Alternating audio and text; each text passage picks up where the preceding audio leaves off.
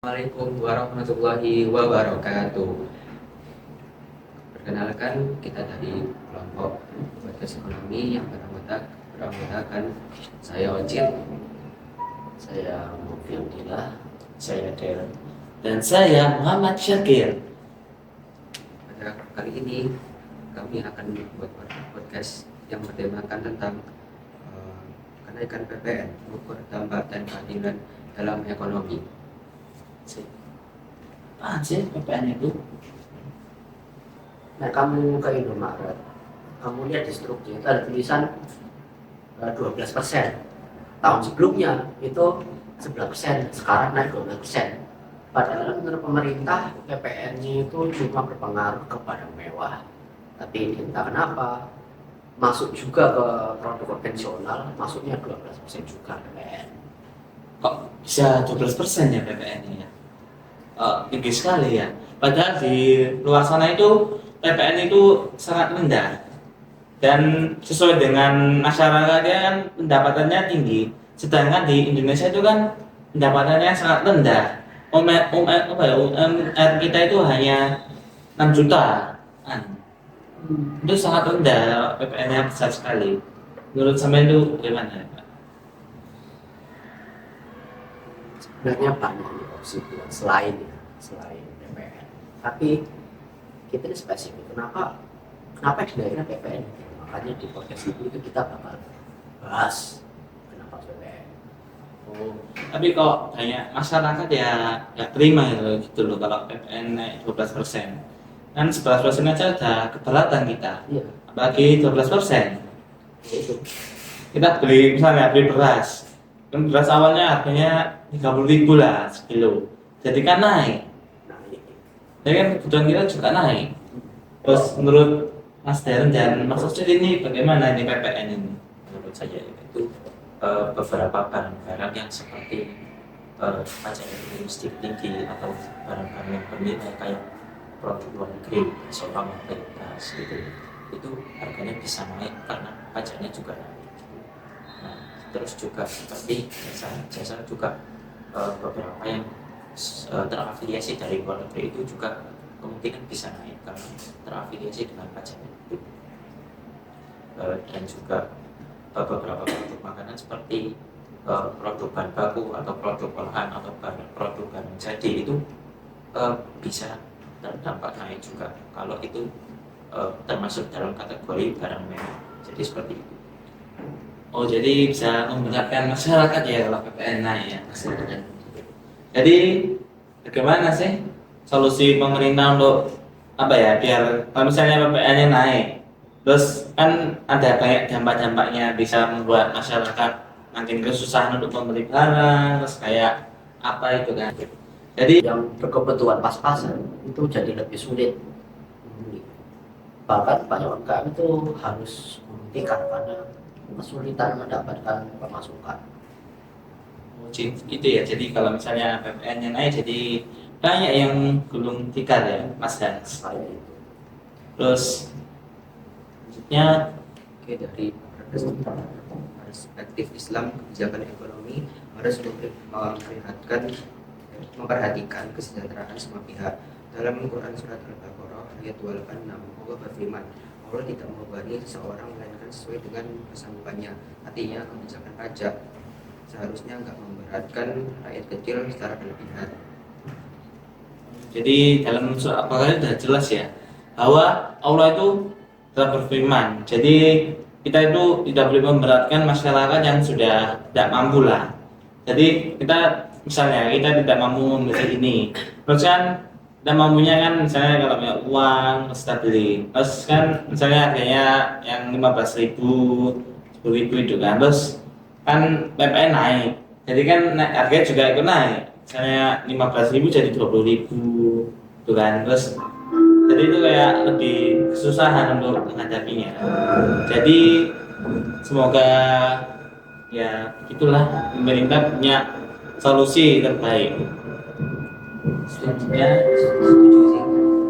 Di beberapa negara kenaikan PPN sering dikompensasi dengan pengurangan pajak di sektor lain, misalnya pajak penghasilan. Sayangnya kebijakan ini belum jelas di Indonesia, jadi bebannya bisa makin berat berat buat rakyat.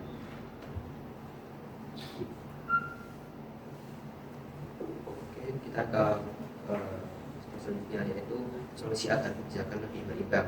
Oke, kalau dampaknya cukup berat, ada nggak solusi biar kebijakan ini lebih adil? Menurut Mas Ikan gimana?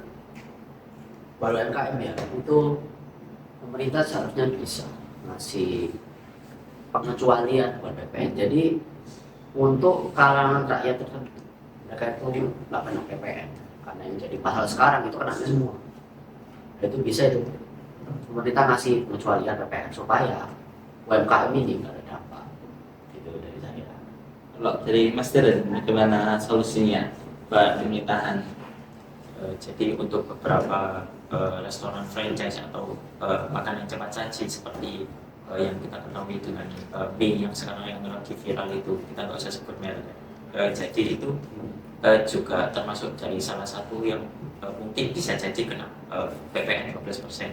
Nah, jadi untuk stokis atau persediaan barangnya itu juga mungkin beberapa ada yang menggunakan bahan-bahan yang premium atau barang-barang yang terdampak dari PPN 12% itu juga bisa berpengaruh. Nah, jadi supaya tidak terkena dampak 12% itu juga bisa jadi dimulai dari bahan bakunya dulu. Bahan bakunya itu tidak dikenakan pajak 12% supaya produksi atau hasil dari yang dijual kainnya itu tidak terkena 12% seperti itu. Jadi seperti itu solusi yang pemerintahan. Semoga pemerintahan itu menerima solusi kita dari rakyat menengah ke bawah. Semoga ya PPN 12% ini dipertimbangkan lah, bisa menumbuhkan rakyat yang besar dan juga tidak menyusahkan untuk rakyat yang kecil. Dan saya juga mau menambahkan, transparansi juga penting. Masyarakat perlu tahu pajak yang mereka bayar digunakan buat apa. Kalau dana pajak benar-benar dipakai buat kepentingan umum, mungkin masyarakat bisa lebih menerima kebijakan ini. Dan yang nggak kalah penting, edukasi pajak. Banyak orang yang masih bingung soal pajak, padahal kalau mereka paham mungkin akan lebih mudah menerima kenaikan PPN ini. Oke, kita ke bagian terakhir, yaitu kesimpulan. Jadi dari pembahasan ini tadi bisa kita simpulkan kalau kenaikan PPN ini memang bertujuan untuk meningkatkan pendapatan negara, tapi dampaknya juga cukup besar bagi masyarakat dan pelaku usaha. Mungkin yang lain mau membahas soal kesimpulan ini dari Mas Wigan. Kesimpulannya itu ya, kalau dari sudut pandang Islam itu kebijakan ekonomi itu harus berdasarkan keadilan.